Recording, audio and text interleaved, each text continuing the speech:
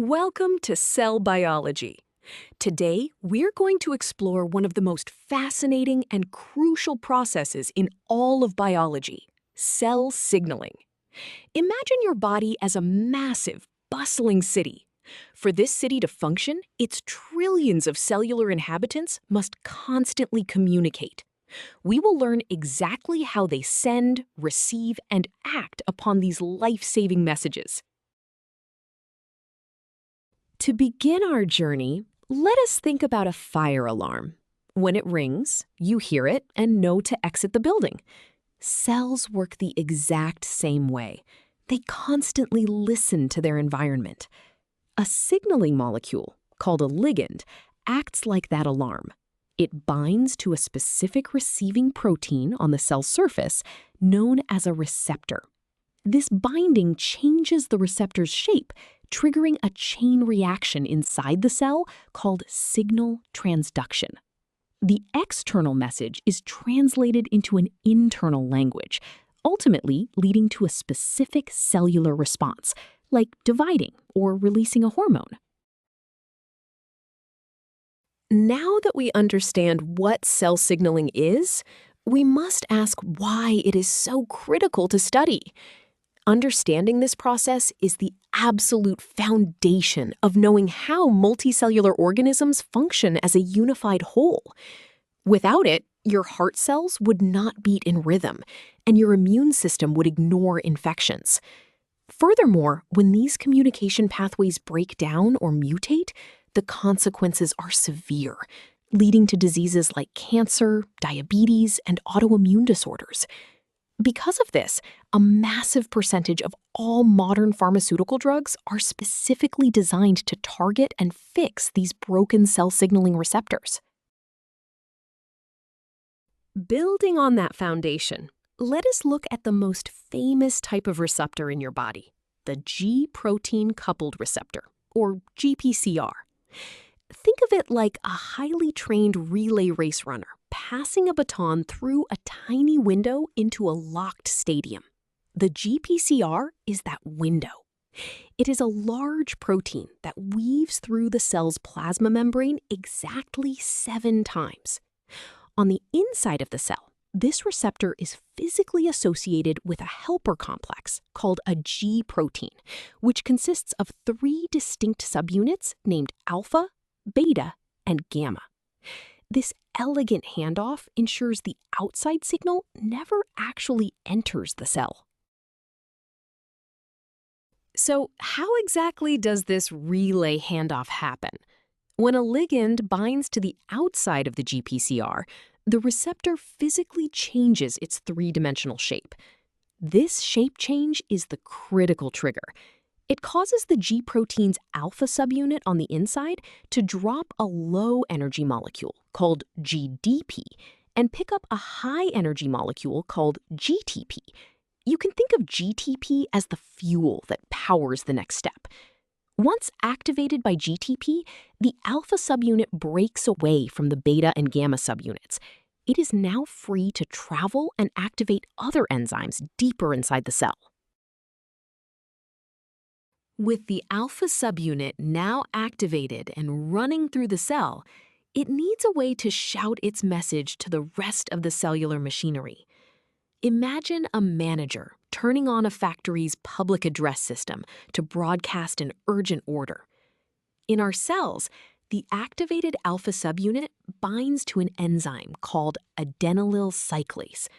This enzyme acts as a chemical factory, taking molecules of ATP and converting them into cyclic AMP, or CAMP, by removing 2 phosphate groups.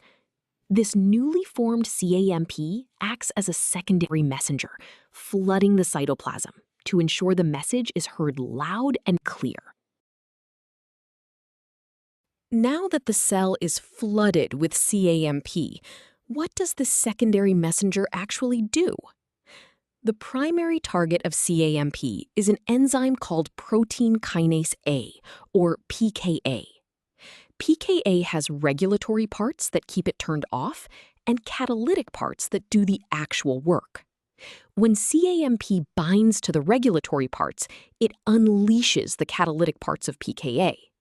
These active pKa enzymes then go on a mission, adding phosphate groups to various target proteins throughout the cell. This process alters the function of those proteins, ultimately causing the final, coordinated cellular response we talked about earlier. Let us bring all these steps together visually. On the screen, you are looking at a complete schematic of the GPCR and CAMP pathway. Notice the plasma membrane separating the extracellular and intracellular spaces.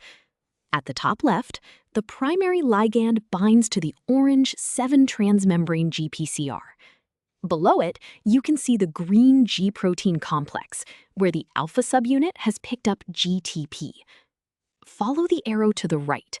The alpha subunit activates the purple adenylyl cyclase enzyme, which is converting ATP into CAMP. Finally, at the bottom, CAMP binds to protein kinase A, unleashing it to trigger the cellular response. Having seen the physical pathway, we must now shift our perspective. To truly master cell biology, we must understand that signaling is not just a qualitative concept, but a highly precise quantitative process. The cell needs to know exactly how strong the external signal is. This strength depends entirely on how many receptors are actually bound by ligands at any given moment. We measure this relationship using the receptor occupancy model, which tells us the fraction of total receptors that are currently active. This is incredibly important in pharmacology, helping doctors calculate exactly how much of a drug is needed for a patient. This brings us to the mathematical formula that governs this binding relationship. The equation comes from the chemical equilibrium between free ligands, free receptors, and bound complexes. Let us break down the symbols. The letter Y represents the fractional occupancy, ranging from 0 to 1. The symbol L in brackets represents the concentration of the free ligand outside the cell, measured in molarity. Finally, Kd is the dissociation constant. It describes how tightly the ligand binds. A lower Kd means a stronger fit. Physically, as ligand concentration increases, more receptors become bound, eventually leveling off as they all become full. Let us see this formula in action with a concrete example. A patient is given a heart medication with a dissociation constant of 50 nanomolar. The drug concentration in the bloodstream reaches 150 nanomolar. We need to find the fraction of bound receptors.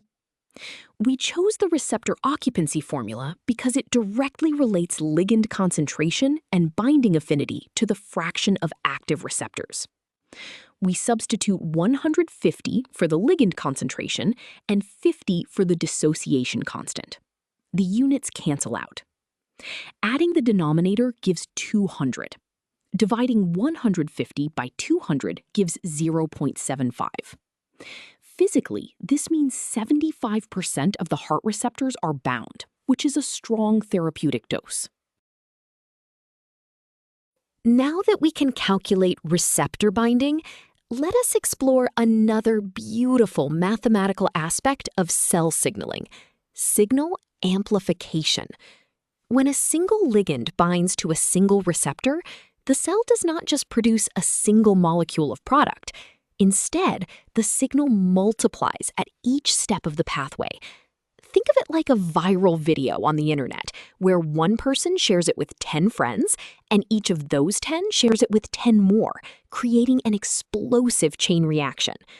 This amplification allows our bodies to react massively and instantly to very small amounts of hormones. To quantify this biological explosion, we use the signal amplification formula. Conceptually, this formula simply chains together the multiplication events that happen at each stage of the relay race.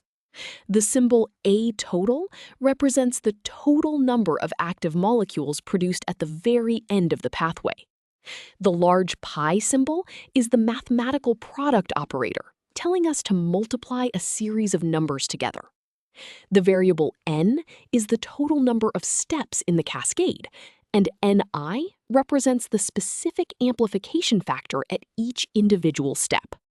If any single step's factor increases, the final output increases exponentially. Let us apply this product formula to a real fight-or-flight scenario. Imagine a single molecule of adrenaline binds to a liver cell. We are given the amplification factors for 4 steps: 100 G proteins, 1 adenylyl cyclase per G protein, 1,000 cyclic AMP molecules, and 100 glucose molecules released per pKa. We want to find the total glucose released. We use the amplification formula, multiplying the factors for each step together. Notice that the step with a factor of 1 does not amplify the signal, it just passes it along. Multiplying 100 by 1 by 1,000 by 100 gives 10 million. Physically, one single adrenaline molecule resulted in 10 million molecules of glucose energy being released. We have covered a tremendous amount of ground today, so let us reinforce the 3 most important ideas.